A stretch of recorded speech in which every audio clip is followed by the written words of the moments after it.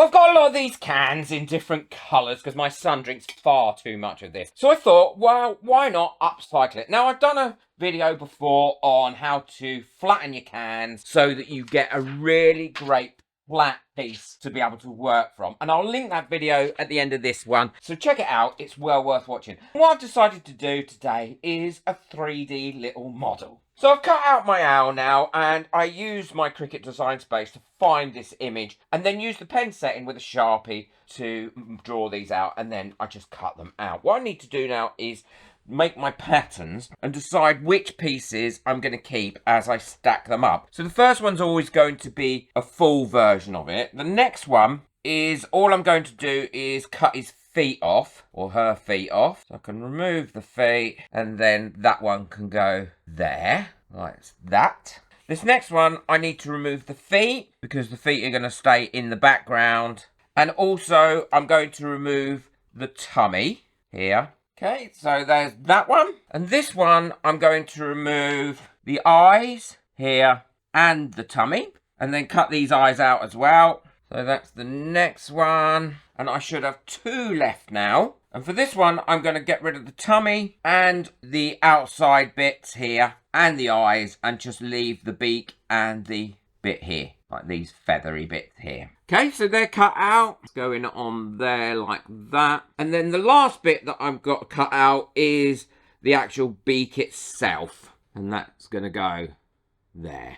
And now I need to number these pieces. Oh no, I want to cut out his tummy bits so they stick up. So all I'm going to do is go around these with my knife like this, so that I can actually stick those up like that, so they look like feathers sticking out in his tummy. There we go, so like that. So now they're all cut, all I need to do is number those so I know which ones they are. So that's number 1, number 2, and so on and so forth. And now I can decide what colours of my metal that I've got from all the cans that I've done. I did quite a few. I did a lot more than this, so I've got them ready for next time when I need them. So easy to do. I think I'm going to do this one in black. So what I'm going to use is the monster part of this can. I'm just going to cut these bits off so I know that I get in the black area. And I don't mind if the lettering shows through. I'm going to turn that upside down like that as well. And then taking a permanent marker pen, I'm using one with quite a fine point on. All I'm going to do is carefully draw around that, take that off and put a number 1 there.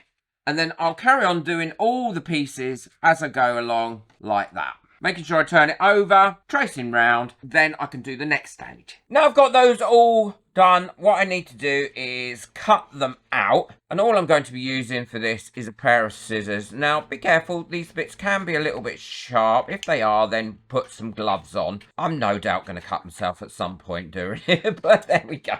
I keep all my little offcuts. I will use them up for something one day. But with a pair of scissors, they cut really easily. If you don't want the picture that comes with the can on it, then all you have to do is spray these, and they spray really easy with the rattle cans, so cans of spray paint. And I'll go round and I'll finish cutting all these. If I find I've got a bit where I'm not neat enough, then I can go in with a knife and cut it. It might take 2 passes over it, but it will still cut through it. But there we go.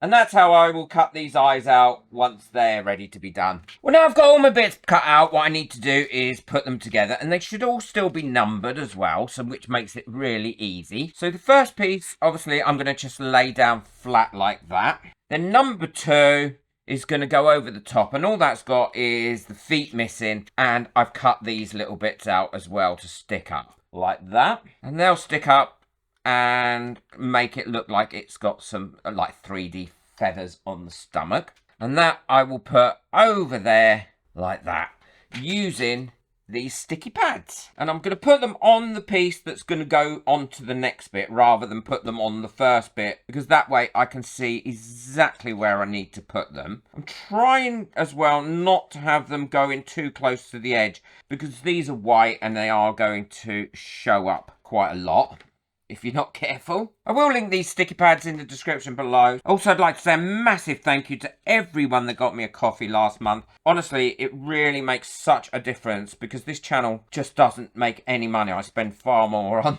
making these videos than I earn, and this being my full-time job, it's important that I do earn some money. So everybody that buys me a coffee through this channel, honestly, you are really helping and supporting me. So now that's done like that, all I need to do is take these sticky bits off, and now I can place that in line and over that one like that.